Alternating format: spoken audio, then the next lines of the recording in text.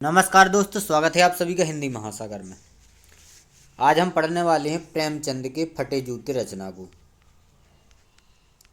प्रेमचंद के फटे जूते। यह रचना मध्य प्रदेश वर्ग 2 चयन परीक्षा के सिलेबस में लगी हुई है।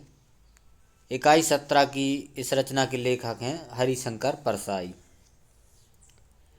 रचना को पढ़ने से पहले हरिशंकर परसाई के जीवन परिचय के बारे में जान लेते हैं, क्योंकि लेखक के जो अन्य रचनाएं हैं और उनसे संबंधित जो फैक्ट हैं उससे भी प्रश्न पूछे जा सकते हैं। तो हरिशंकर परसाई के बारे में जान लेते हैं पहले। हरिशंकर परसाई का जन्म हुआ था 1922 में मध्य प्रदेश के होशंगाबाद जिले में। होशंगाबाद जिले का जमानी नामक गांव है, वहां पर उनका जन्म हुआ था। नागपुर विश्वविद्यालय से एमए किया और कुछ दिनों तक अध्यापन का कार्य भी किया। 1947 से स्वतंत्र लेखन करने लगे। जबलपुर से वसुधा नामक पत्रिका निकाली, तो वसुधा नामक पत्रिका का संपादन कार्य भी किया जबलपुर से, जिसकी हिंदी संसार में काफ़ी सराहना हुई। इनका निधन हुआ था 1995 में। जन्म हुआ 1922 में, निधन हुआ 1995 में। हिंदी के व्यंग लेखकों में इनका नाम अग्रणी है, मतलब सबसे आगे नाम लिया जाता है हिंदी के जो व्यंग लेखक हैं। हरिशंकर परसाई जी की कुछ महत्वपूर्ण रचनाएं हैं, उसमें हैं हंसते हैं रोते हैं, जैसे उनके दिन फिरे, यह एक कहानी संग्रह है। रानी नागफनी की कहानी, तट की खोज, यह उपन्यास है। तब की बात और थी, भूत के पांव पीछे, बेईमानी की परत, पगडंडियों का ज़माना, सदाचार की ताबीज, शिकायत मुझे भी है, और अंत में, यह एक निबंध संग्रह है। वैष्णव की फिसलन, तिरछी रेखाएं, ठिठुरता हुआ गणतंत्र और विकलांग श्रद्धा का दौर, यह व्यंग संग्रह है। तो इतनी जो है उनकी सबसे प्रमुख रचनाएं हैं। यह सबसे ज़्यादा इम्पोर्टेंट रचनाएं हैं, तो इनको अच्छे से पढ़ लेना है, क्योंकि इनसे प्रश्न पूछे जाते हैं। पहली रचना हंसते हैं रोते हैं, दूसरी है जैसे उनके दिन फिरे, तीसरी है कहानी रानी नागफनी की कहानी, चौथी है तट की खोज, पांचवी है तब की बात और थी, छठवीं है भूत के पांव पीछे, सातवीं है बेईमानी की परत, आठवीं है पगडंडियों का ज़माना, नौवीं है सदाचार की ताबीज, 10वीं है शिकायत मुझे भी है, 11वीं है और अंत में, 12वीं है बेसड़ों की फिसलन, 13वीं है तिरछी रेखाएं, 14वीं है ठिठुरता हुआ गणतंत्र और 15वीं है विकलांग श्रद्धा का दौर, जो कि एक व्यंग संग्रह है।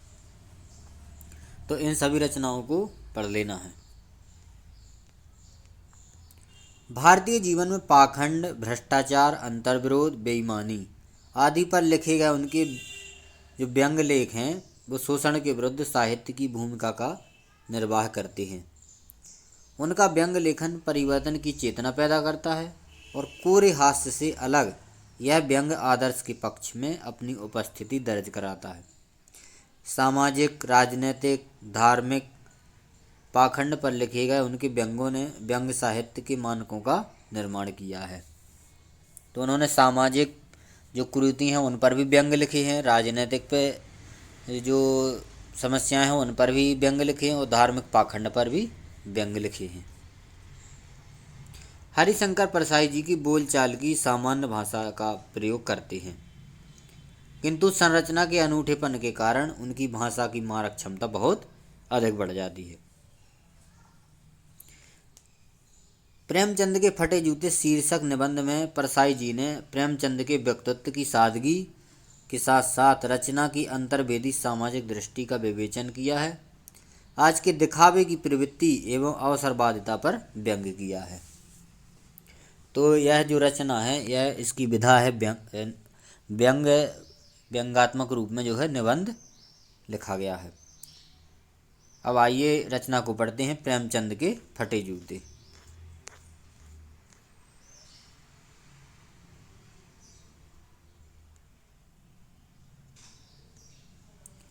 प्रेमचंद का एक चित्र मेरे सामने है, पत्नी के साथ फोटो खिंचा रहे हैं। तो जो चित्र लेखक के सामने है उसमें वो पत्नी के साथ फोटो खिंचा रहे हैं। सिर पर किसी मोटे कपड़े की टोपी, कुर्ता और धोती पहने हुए हैं। कनपटी चिपकी है, गालों की हड्डियां उभर आई हैं, पर घनी मूछों ने चेहरे को भरा भरा बनाकर रखा है। पाँव में कैनवास के जूते हैं। तो कैनवास के जो है जूते पहने हुए हैं उन्होंने पाँव में, जिनके बंद बेतरतीब बंधे हैं, मतलब लेसेस जो हैं वो बिना तरकीब के कैसे भी बंधे हुए हैं। लापरवाही से उपयोग करने पर बंद के सिरों पर की लोहे की पतरी निकल जाती है और छेदों में बंद डालने में परेशानी होती है। तब बंद कैसे भी कस लिए जाते हैं। दाहिने पाँव का जूता ठीक है, मगर बाएं पाँव के जूते में बड़ा छेद हो गया है। तो जो जूते पहने हुए हैं, एक जो दाहिने पैर का जूता है वो ठीक है, लेकिन जो बाएं पैर का जूता है उसमें बड़ा छेद हो गया है, जिसमें से उंगली बाहर निकल आई है। जूते में मतलब इतना बड़ा छेद हो गया है कि उसमें से जो है उंगली बाहर निकल आई है। मेरी दृष्टि इस जूते पर अटक गई। सोचता हूँ फोटो खिंचवाने की अगर यह पोशाक है तो पहनने की क्या रही होगी। मतलब जब फोटो में जो है जूता फटा हुआ पहने हैं, उसमें से उंगली बाहर निकल रही है, तो जो रेगुलर पहनते होंगे वो कैसे होंगे। इस आदमी की अलग अलग पोशाकें नहीं होंगी, इसमें पोशाक बदलने का गुण नहीं है। मतलब यह आदमी नॉर्मल है, जो फ़ोटो खिंचवाने के टाइम कपड़े पहने वही नॉर्मल कपड़े ही हैं। ऐसा नहीं है कि दिखावे के लिए अलग से फ़ोटो खिंचवाने के लिए नए कपड़े या नए जूते पहन ले। यह जैसा है वैसा ही फ़ोटो में खिंच जाता है। मैं चेहरे की तरफ देखता हूँ। क्या तुम्हें मालूम है, मेरे साहित्यिक पुरखे की तुम्हारा जूता फट गया है और उंगली बाहर दिख रही है। क्या तुम्हें इसका जरा भी एहसास नहीं है? जरा लज्जा, संकोच या झेप नहीं है? क्या तुम इतना भी नहीं जानते कि धोती को थोड़ा नीचे खींच लेने से उंगली ढक सकती है? मगर फिर भी तुम्हारे चेहरे पर बड़ी बेपरवाही, बड़ा विश्वास है। फोटोग्राफर ने जब रेडी प्लीज कहा होगा, तब परंपरा के अनुसार तुमने मुस्कान लाने की कोशिश की होगी। दर्द के गहरे कुएं के तल में कहीं पड़ी मुस्कान को धीरे धीरे खींचकर ऊपर निकाल रहे होंगे कि बीच में क्लिक करके फोटोग्राफर ने थैंक यू कह दिया होगा। विचित्र है कि यह अधूरी मुस्कान, यह मुस्कान नहीं, इसमें उपहास है, व्यंग है।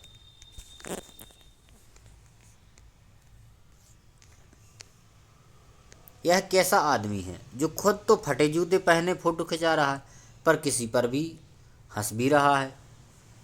फोटो ही खिंचाना था तो ठीक जूते पहन लेते या ना खिंचवाते। फोटो ना खिंचाने से क्या बिगड़ता? शायद पत्नी का आग्रह रहा हो। तुम अच्छा चल भाई कहकर बैठ गए होंगे। मगर यह कितनी बड़ी ट्रेजेडी है कि आदमी के पास फोटो खिंचाने को भी जूता ना हो। तो लेखक ने सबसे बड़ी ट्रेजेडी क्या कहा है कि आदमी के पास जो है फोटो खिंचवाने के लिए भी जूता ना हो। यह कितनी बड़ी ट्रेजेडी है। मैं तुम्हारी यह फोटो देखते देखते तुम्हारे क्लेश को अपने भीतर महसूस करके जैसे रो पड़ना चाहता हूँ, मगर तुम्हारी आंखों का यह दर्द, तीखा दर्द भरा व्यंग मुझे एकदम रोक देता है। तुम फोटो का महत्व नहीं समझते। समझते होते तो किसी से फोटो खिंचाने के लिए जूते मांग लेते। लोग तो मांगे के कोट से बार दिखाई करते हैं और मांगे की मोटर से बारात निकालते हैं। फ़ोटो खिंचाने के लिए तो बीवी तक मांग ली जाती है। मतलब जो लोग हैं वो फ़ोटो खिंचवाने के लिए बीवी तक मांग लेते हैं, और आपने जो है एक जूता नहीं मांग पाए फ़ोटो खिंचवाने के लिए।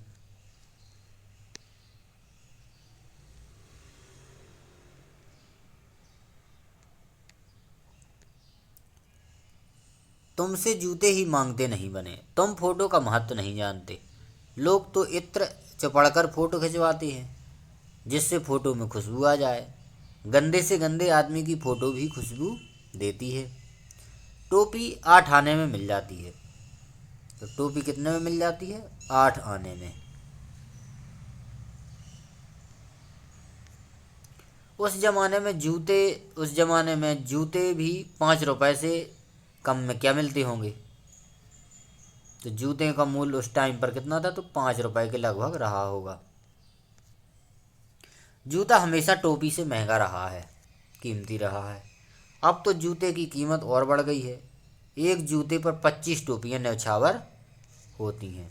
तो एक जूते पर जो है 25 टोपियाँ न्यौछावर होती हैं। और तुम भी जूते और टोपी के अनुपातिक मूल्य के मारे हुए हो। यह विडंबना मुझे इतनी तीव्रता से पहले कभी नहीं चुभी जितनी कि आज चुभ रही है, जब मैं तुम्हारा फटा जूता देख रहा हूँ। तुम महान कथाकार, उपन्यास सम्राट, युग प्रवर्तक, जाने क्या क्या कहलाते थे, मगर तुम्हारी फोटो में तुम्हारा जूता फटा हुआ है। तो प्रेमचंद को महान कथाकार और उपन्यास का सम्राट, युग प्रवर्तक कहा जाता है। मेरा जूता भी कोई अच्छा नहीं है, यों ऊपर से अच्छा दिखता है, अंगुली बाहर नहीं निकलती, पर अंगूठे के नीचे का तल जो है फट गया है। अंगूठा जमीन से घिसता है और पैनी मिट्टी पर कभी रगड़ खाकर लहूलुहान भी हो जाता है। पूरा तला गिर जाएगा, पूरा पंजा छिल जाएगा, मगर अंगुली बाहर नहीं दिखेगी। तुम्हारी अंगुली दिखती है पर पाँव सुरक्षित है। मतलब जो लेखक का जूता है वह नीचे से फटा हुआ है, लेकिन ऊपर से उसमें उंगलियां नहीं दिख रही। लेकिन प्रेमचंद जी का जो जूता है वो नीचे से पूरा, उसका सोल जो है वो पूरा सुरक्षित है, लेकिन उसमें ऊपर से फट गया है तो उसमें अंगुली निकल रही है। मेरी अंगुली ढकी हुई है पर पंजा नीचे से घिस रहा है। तुम पर्दे का महत्व ही नहीं जानते, हम पर्दे पर कुर्बान हो रहे हैं। तो यह लेखक का कथन है कि तुम पर्दे का महत्व नहीं जानते और हम जो है पर्दे पर कुर्बान हो रहे हैं।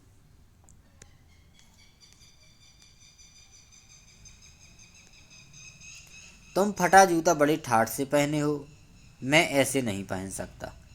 फ़ोटो तो जिंदगी भर इसी तरह नहीं खिंचाऊँ, चाहे कोई जीवनी बिना फ़ोटो के ही छाप दे। तुम्हारी यह व्यंग मुस्कान मेरे हौसलों को पस्त कर देती है। क्या मतलब है इसका? कौन सी मुस्कान है यह? क्या होरी का गोदान हो गया है? क्या पूस की रात में नीलगाय हल्कू का खेत चर गई है? क्या सुजान भगत का लड़का मर गया है क्योंकि डॉक्टर क्लब छोड़कर नहीं आ सकते? तो इस व्यंग में होरी का जो गोदान नामक रचना है प्रेमचंद की, उसका भी उल्लेख आया है, और पूस की रात जो रचना है उसका उल्लेख आया है। तो पूस की रात में हल्कू जो पात्र है उसका उल्लेख, और गोदान में जो होरी है उसका उल्लेख। नहीं, मुझे लगता है माधो औरत के कफन के चंदे की शराब पी गया, वह मुस्कान मालूम होती है। मैं तुम्हारा जूता फिर देखता हूँ कैसे फट गया। यह मेरी जनता के लेखक क्या बहुत चक्कर काटते रहे? क्या बनिए के तगाते से बचने के लिए मील 2 मील का चक्कर लगाते रहे और घर लौटते रहे? चक्कर लगाने से जूता नहीं फटता, घिस जाता है। कुम्मन दास का जूता भी फतेहपुर सीकरी आने जाने में घिस गया था। उसे बड़ा पछतावा हुआ। उसने कहा था,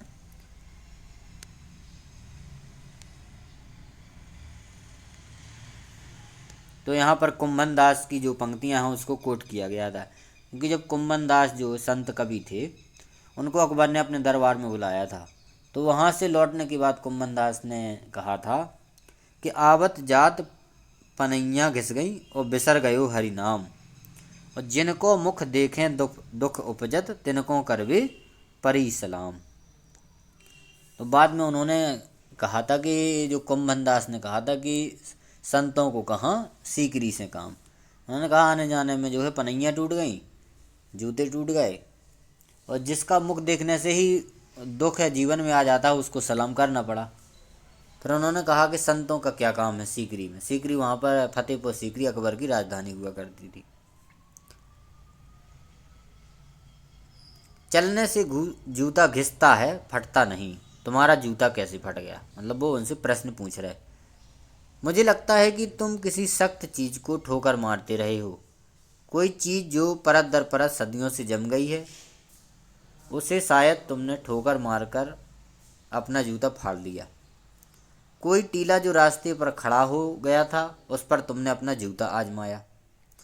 तुम उसे बचाकर उसके बगल से भी तो निकल सकते थे। टीले से समझौता भी तो हो सकता था। तो लेखक ने समझौता करने के लिए किससे कहा है? टीले से।